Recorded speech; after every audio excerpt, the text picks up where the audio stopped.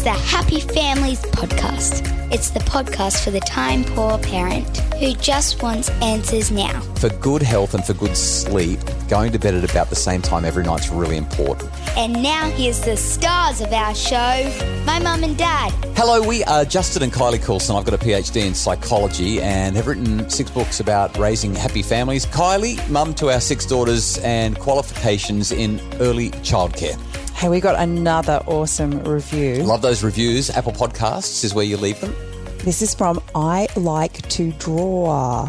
With an ER on the end. I see that now. I like to draw. Like, does that mean I just don't like mess, so I stick it all in the drawer? I love the names of people when they leave these reviews. I just write Justin, but obviously some people are more creative than me. A bit more creative than you, yes. So top team 5-star review. You both offer such great insights and encouragement. As a woman, I especially enjoy hearing from Kylie. So good. You make a great team. 6 girls. I don't know how you do it. Thank you. We don't know either. We ask ourselves all the time, but they're pretty good. That's so nice. I like to draw. Thank you for the 5-star review. If you're enjoying the podcast, by the way, those 5-star ratings and reviews help people to find the podcast and make their families happier like yours is. So thank you for sending those reviews through. Now, I got to say something, and I'm going to sound like I'm whinging and whining a little bit, and I hate to be the whingy whiner, moaner and mumbler and murmurer, but geez, I'm tired. And you don't look much better. Oh, I've got my eyes closed even as you say that. As I'm saying it, I'm thinking you look like you would rather be asleep, like literally would prefer to be sleeping. Just close your eyes. Well, they're already closed. Just listen for a moment. How are you feeling now? Give me a pillow. It's funny because I listen to this stuff and I don't like the bells and the chimey sort of thing. I don't think that would put me to sleep. I think that would aggravate me. Not that I think Guns N' Roses is going to help me to go to sleep either. But this is the bedtime lullabies sort of stuff that you find on YouTube for the kids when they won't go to sleep. What is it with our kids? They just won't go to sleep. When they do go to sleep, then they wake up. And I thought we were past that. You know, we've gone through the baby stage and we've gone through the toddler stage where they follow you around the bed. They become a wedge behind you. You roll over and they kind of wedge themselves right in the across crevice. the bed until you actually – it's literally there were 3 in the bed and the little one said roll over and then mum or dad rolled out of the bed. So last night our 6-year-old, I mean she's nearly 7 for goodness sakes. She's been sleeping through the night for years and she decided that our bed was better. You know, it's funny because she often will actually pass 3 other toilets to get to our bedroom, but she has to go to the toilet in our room. All right, so and that's why she ends up in bed with us. I just need to add some clarification here. So people always say, my goodness, you have 6 daughters. How many toilets have you got? How many bathrooms have you got? We have sufficient bathrooms for our needs because we have so many. But yeah, she comes to the 3rd toilet in the house so that she can use our ensuite bathroom. And then she's walked, from one end of the house to the other because her bedroom is literally at the other end of the house. Done what she needs to do and she can't be bothered going back to her bed. I'm not going to go all the way back to my bedroom. That was a long walk. I'm going to stay right here. So she gets in the middle of us and we're just struggling a bit. So I thought it would be useful to have a chat about just getting kids to go to sleep. Now, we're not going to talk about babies. We know that some of you are really struggling with that and it is exhausting, and we could easily do a whole podcast on the whole crying it out thing and why we shouldn't be doing that and what's better for our children and what's better for us and for our well-being. Not going to go there. Let's just focus on kids between 2 to 12. Yeah, okay, we can do that. I remember when our kids were 2, 3, 4 years of age, sometimes they wouldn't stay in their cot or stay in their bed when they moved up to a bed, and you or I would end up laying on the floor beside them with our arms sort of reaching up into the cot or reaching up onto the bed, and you kind of get that dead arm after a while because you're just patting and patting and patting and singing them songs so they fall asleep. Again, sometimes I think, if I remember correctly, you would come and wake me up because I'd fallen asleep putting the baby to sleep. What do you mean sometimes, if I remember correctly? I think I did that about 3 weeks ago when you were laying on the carpet in Emily's room. Were you reading a story to her and you actually fell asleep in the middle of the story? Yeah. I've done that so many times. And so I'll be laying there and I'm laying on my back with the book sort of resting on my chest or my belly. And next thing you know, one of the kids going, Dad, Dad, and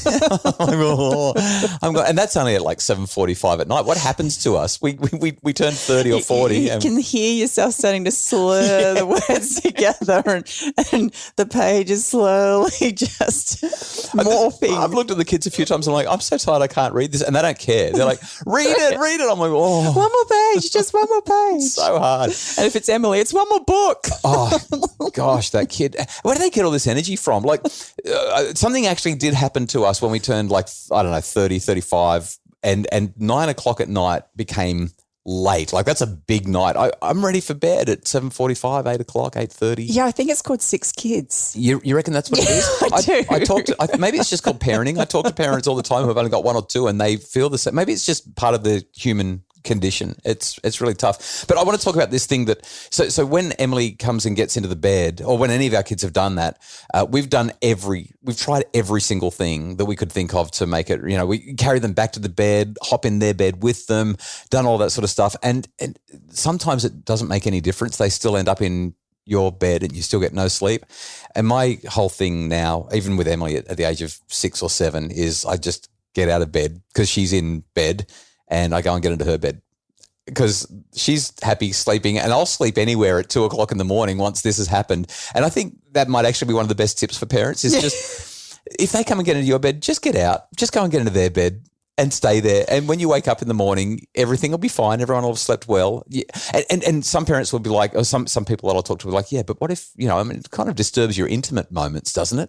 And I'm kind of like, who's being intimate at 2 o'clock? Like, you get that out of the way early and then you go to sleep. If the kids are interrupting your sleep, just go and sleep somewhere else. Well, I have had lots of friends over the years who've actually converted their children's beds into queen-size beds for that exact reason. Because trying to squeeze into the toddler bed is not so fun. Yeah. Well, I think I've fallen asleep in a cot more than once next to a baby or a toddler who wouldn't go to sleep. Hey, we should actually talk about how to get kids to go to sleep. There is some science around this. Can we do that? Sure, sounds great. All right, we'll do that right after the break. It's the Happy Families podcast. Imagine a home where discipline got results without anyone having to feel bad or in trouble. The Do's and Don'ts of Discipline is a webinar to help parents set limits with love, compassion and humanity. Find it now at happyfamilies.com.au/shop. It's the Happy Families podcast, the podcast for the time poor parent who just wants answers now. And we have been talking about the dilemma, the single most hands down challenging thing for parents. I think I say that every week with a new topic, don't I? Parenting is challenging, every single part of it. It's just it's tiring and hard. But we are talking about getting our kids to sleep, and this is a big challenge for parents. And there's science to help us. Oh, there's science. All right, let's get the science out of the way. Come on. No, because this like if there's genuine scientific discoveries that can help us to make this work, this is much better than just making it up as you go along, right? Okay. Great. Okay. So where do you want to start? Okay, let's start with something really simple. When is the best time to put our kids to bed? Oh, yeah. So the answer to that is it depends. Right. Yes. It depends on how old the child is. It depends on what time they woke up. It depends on how physically active they were during that day, what they've been eating. It depends on any conditions that they might have. That's actually not a very simple question. But here's what we can generally say. Younger children should go to bed earlier. Older children are going to go to bed later. That's what happens. And part of that is because of the chemicals in our brain and body. So where do adults fit into this? Because I swear I go to sleep before. Well, we're just talking about getting the kids to go to sleep. Okay, we'll deal with that another time. Like we go to sleep once they're asleep, unless they're teenagers, and that's when we just give up and go to sleep, right? I wonder we're so tired all the time. So there's this thing called a circadian rhythm. And what it essentially means is that our body wakes up when the light comes up and it wants to go to sleep when the light goes down. Our body, as the light goes down and as nighttime arrives, creates this hormone, this neurotransmitter called melatonin. And what melatonin does, it's like a chemical that helps us to start to feel sleepy. That's why you start rubbing your eyes, you start yawning. That's what the kids do. Melatonin is good because it helps us to want to go to sleep. Children produce it. Grown-ups produce it. Teenagers produce it, but they produce it about an hour and a half to 2 hours later than children or adults, which is why teenagers are still go at 9 o'clock while we're, we've got bags under our eyes the size of Antarctica, the size of a continent. But basically, the best time to go to sleep is when you're tired.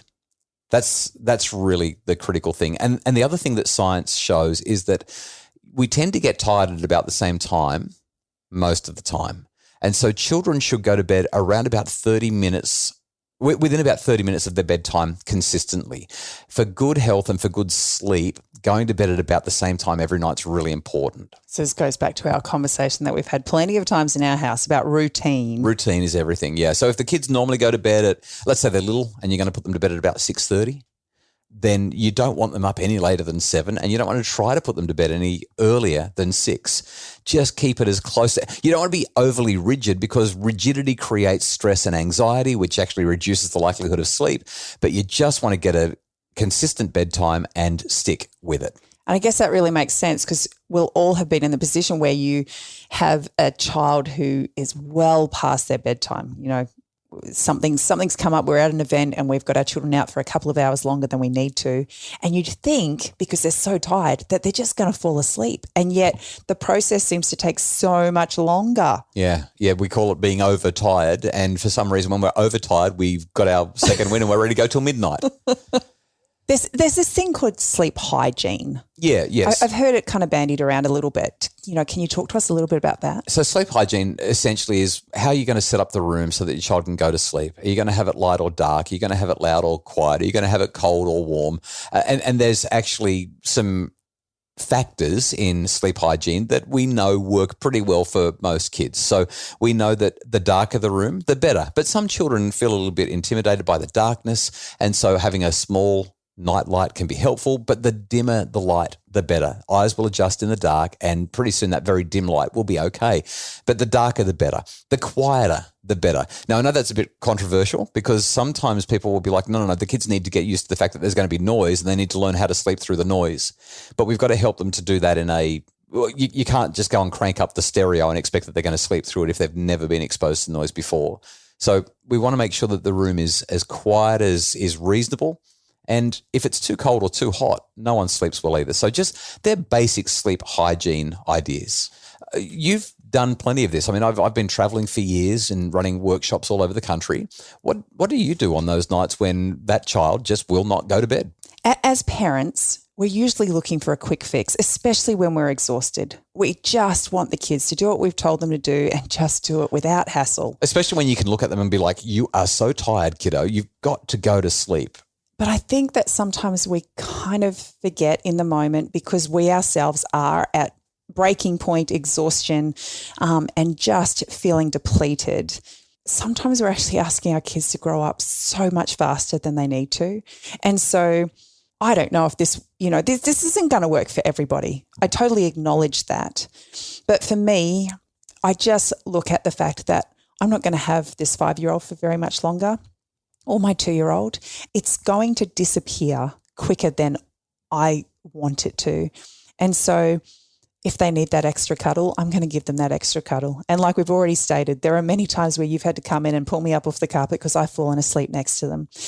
And as hard as it's been and as exhausting as it's been, I wouldn't change a thing, because those experiences help to build relationships with my children in a way that I can't find outside of those experiences. There's just something so beautiful about those nighttime cuddles and snuggles, when there's just softness. There's softness in both you and your child.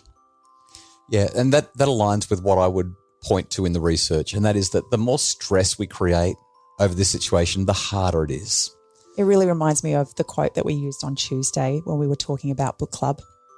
That says, responsive parenting always has been and remains the rock of which resilience rests. And I look at all of the times that we've been able to respond to our children's needs for that extra cuddle or that extra story, or that, just need for comfort in the middle of the night. I have to believe that we're doing good things. I'm feeling relaxed just listening to you. When I look at the research, it really suggests that we need to reduce stress. We want to do whatever we can to make bedtime a comforting and secure experience for our children. And we do that best not by hassling them and pushing them and cajoling them and coercing them into bed and saying, you need to go to sleep now, but by making it a place where they feel good to be with us and we feel good to be with them. It's those hugs and those quiet moments where there's no pressure. Sometimes we just recognize the dishwashing might not happen tonight. I'm just going to lay with this child until they feel safe. That's the way I'd go.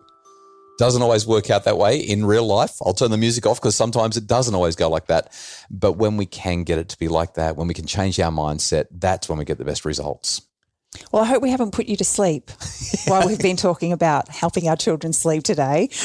But hopefully there's something in here that will just resonate with you and help to make your sleep time more calm and connected. Yeah, we really hope that you've enjoyed the podcast and that it's been helpful. If you do enjoy the podcast, as we mentioned at the outset, those 5-star reviews really make a difference. You can review wherever you get your podcasts, and it helps others to make their families happier. Thank you so much, as always, to Craig Bruce, our executive producer, and Justin Rulon from Bridge Media, our producer.